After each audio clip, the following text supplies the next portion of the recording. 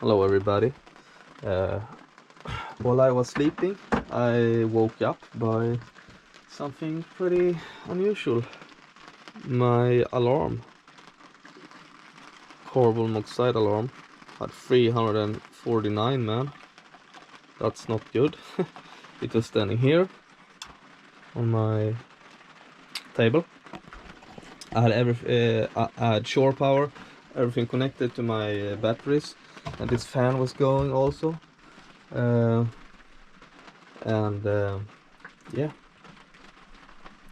and I mean, this is really dangerous because you can obviously die. So I was kind of worried, and starting to open up the hatchets, and oh my god, I don't want to die. And then I read and read, and they told me that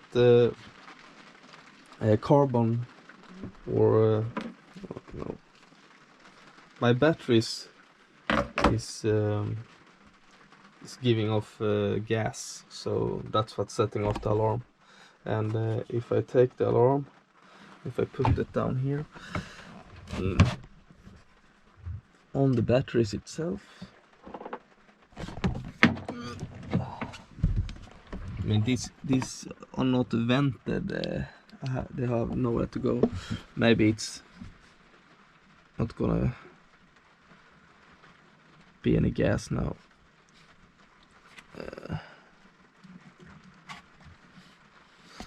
But that's good if it's not. But the gas came when I had shore powering, and the battery charger was going off, and now it seems to not give any gas, which is very good. But there was a lot of gas here, a lot of gas.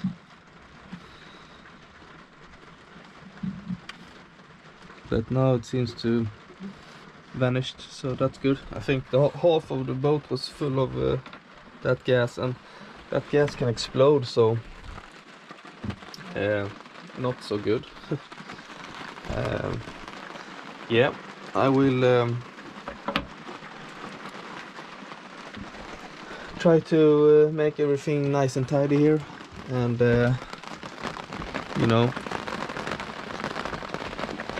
I was going to go out today and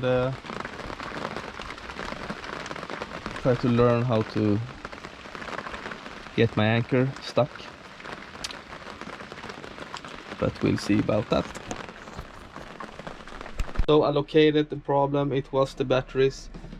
They were getting charged by battery charger I have there, and I've read a bit, and they say that maybe they're overcharging, or you have no acid in them. So I took all the batteries out, filled them up.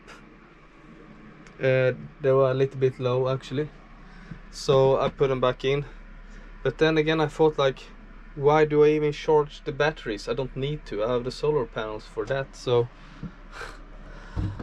I just turned off my battery charger, because when I have shore power, I have shore power. I don't need to. So whew, that's that problem solved. Now we have another problem with my anchors. So I have 3 anchors, one 10 kilo Bruce anchor, one 10 kilo Delta anchor, and one 16 kilo Delta anchor. And I have 10 meters of chain. It's I think it's 10 millimeter chain. Then I have a 50 meter rope, and we have mud here. It's mud, soft mud, and there's barely 3 meter deep, between 2 meter and 3 meter deep. And I laid out my small delta anchor, 10 meter, all the chain, and then I took 10 meters, so I have 20 meter of chain and line, and 10 meter, and then 10 kilo delta anchor. It was blowing like gusts up to 40 knots, no waves whatsoever. The boat was going back and forth, side to side, and janking, and I started to notice that I was moving a little bit on my GPS, and then the anchor alarm went off. So it was not fun, and I was like, oh man, I thought this was supposed to work.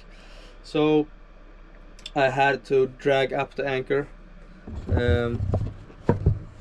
I was getting closer and closer to shore, so it was really, I mean, my heartbeat was going 2000 kilometers in time.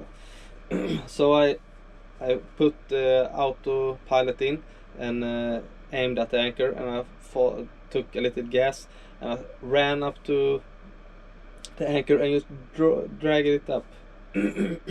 I was really strong, and it all went good.